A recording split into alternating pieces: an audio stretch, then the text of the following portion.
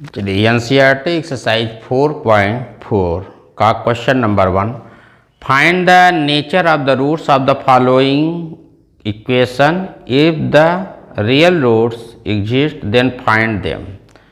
Question में कह रहा है कि 1 में हमें nature of the roots find करना है। अगर इसका रूट्स रियल है तब उसको हमें फाइंड करना है, यदि रियल नहीं है तो रूट्स फाइंड नहीं करना है।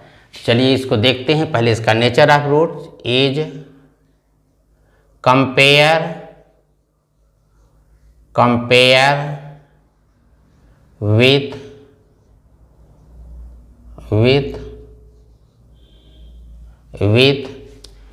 ax स्क्वायर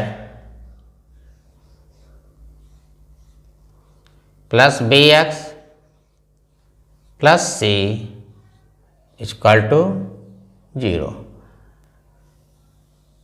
कंपेयर करेंगे तो a की वैल्यू यहाँ कितनी दिख रही है, a इक्वल टू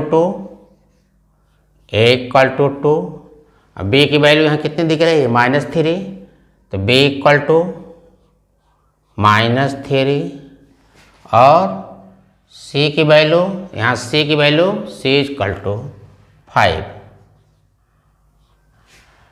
अब हम यहाँ से निकालेंगे डिस्क्रिमिनेंट, डी निकालेंगे। डिस्क्रिमिनेंट से हम डिसीजन लेंगे इसका नेचर ऑफ द रूट्स। निकालेंगे डिस्क्रिमिनेंट डी, ये इक्वल टू होता है फार्मूला b स्क्वायर -4 ac, तो -3 का whole square -4 multiplied by 2 multiplied by 5, 3 3 जा 9 -4 2 जा 8, 8 5 जा 40, ये आएगा -31। तो निगेटिव डी की वैल्यू आई नो रियल रूट्स,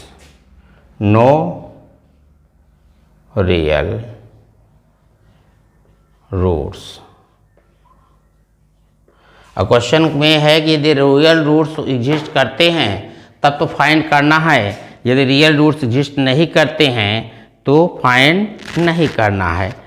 क्योंकि यहाँ पे देख रहे हैं डी, यहाँ पे हम देख रहे हैं D less than 0, D equal to -31 का मतलब हुआ डी लेस दैन 0, तो इसलिए नो रियल रूट्स नहीं हैं, इसलिए इसका रूट्स नहीं फाइंड करना। हमको इस क्वेश्चन को इसी पे छोड़ देते हैं। अब आते हैं इसके सेकंड पार्ट पे।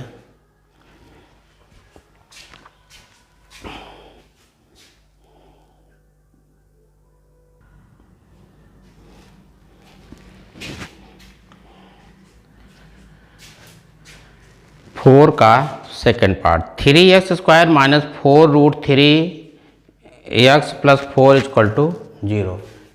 इसे 3x square -4 root 3 plus 4 equal to 0 is compare with. अब हम इस जो भी इक्वेशन दिया गया है उसको हम क्वाड्रेटिक इक्वेशन जो स्टैंडर्ड फॉर्म है इससे कंपेयर करते हैं, ax square plus bx plus c equal to 0। अब यहाँ देखिए a की वैल्यू कितनी दिख रही है, a इक्वल टू 3, अब b की value -4 root 3,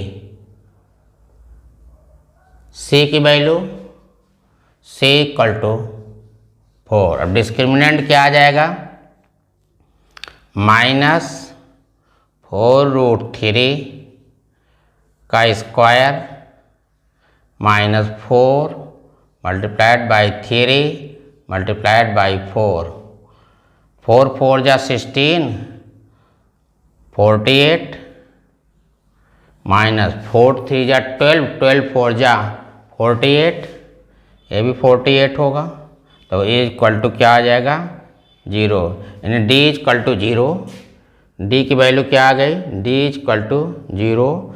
roots are, nature of roots में क्या होगा, roots are equal, are real and equal, real and equal, roots are real, roots are real and equal, real and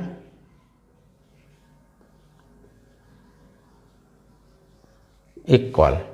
तो roots क्या होंगे, real होंगे और इक्वल होंगे। तो तब अब इस रूट्स को कह रहा है कि अगर रूट्स रियल हैं तब आप क्वाड्रेटिक फार्मूले से उसको फाइंड भी करना है।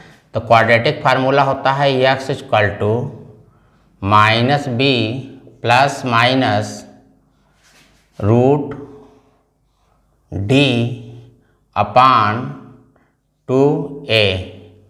तो यहाँ से आता है माइनस बी, तो minus into minus 4√3 plus minus D की वैल्यू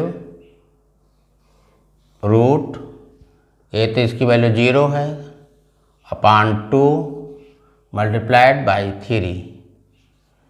तो 0 का स्क्वायर रूट भी 0 होगा, उसको ऐड करें या सब्ट्रैक्ट करें वही नंबर होगा, तो उसका काम समाप्त हो गया। तो माइनस माइनस प्लस, तो यहाँ से आ गया 4√3 अपान 2 मल्टीप्लाइड बाई 3, 2 2 जा 4, तो इसको हम लिख सकते हैं 2√3 अपान 3। इसको एक ये हो सकता है, दूसरा इसको अगर हम यहाँ 2/√3।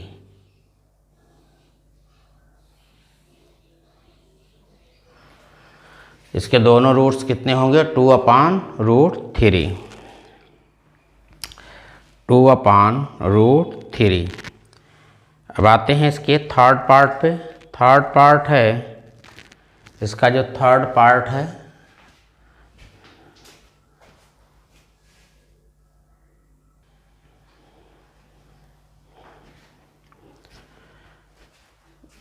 एक्सरसाइज, चलिए आते हैं थर्ड का, फर्स्ट का third part.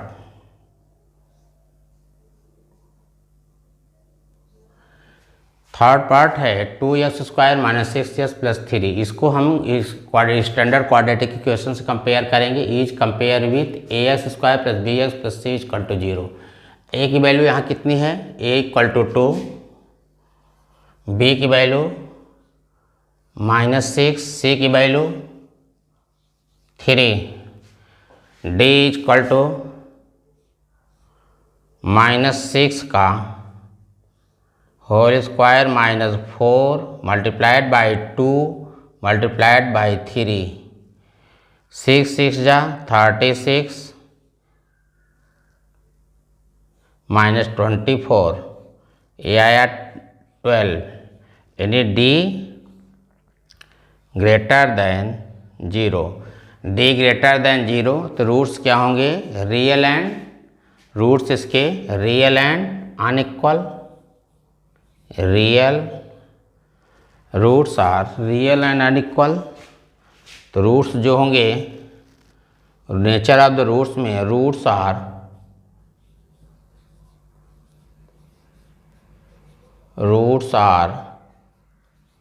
Real and distinct,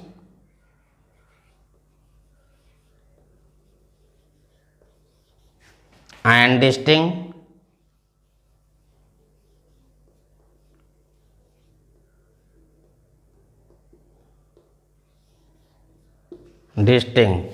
roots are real and distinct. अब डिस्टिंक्ट होंगे क्वाड्रेटिक फार्मूले से x की वैल्यू निकालेंगे, x equal to minus B plus minus root D upon 2a।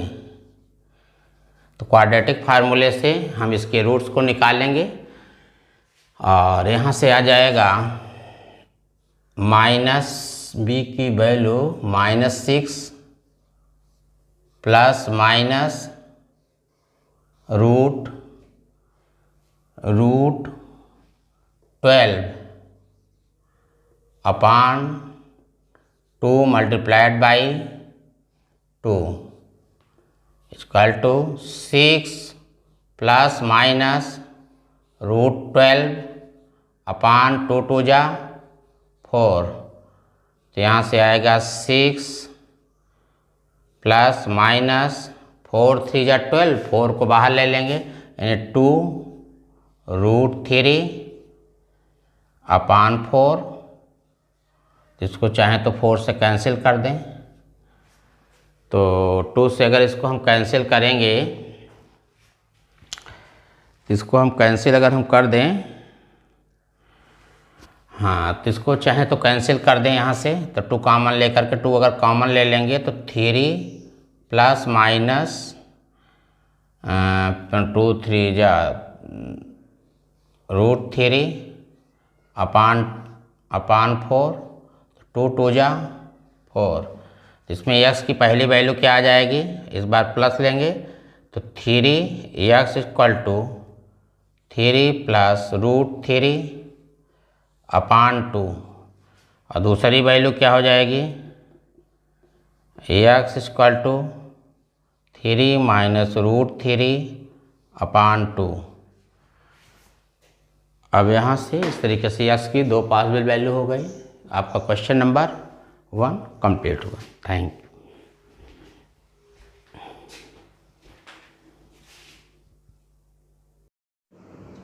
ये वीडियो कैसी लगी कमेंट करके ज़रूर बताइएगा। यदि जानकारी पसंद आई हो तो लाइक कीजिएगा। वीडियो के अपडेट को जानने के लिए चैनल को सब्सक्राइब कीजिए तथा फॉलो कीजिए। मिलते हैं अगले वीडियो में। Thank you.